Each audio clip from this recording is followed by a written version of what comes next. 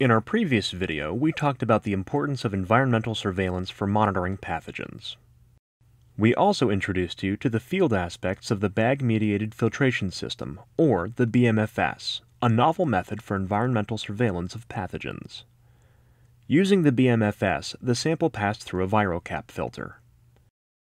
When the water was filtered, viruses and bacteria were captured or adsorbed onto the ViroCap filter material.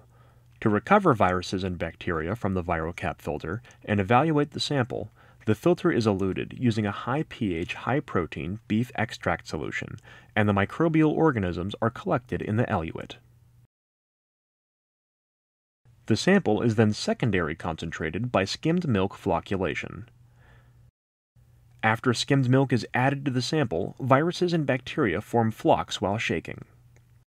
These can then be collected by centrifuging and resuspended in a small volume to increase the method's sensitivity.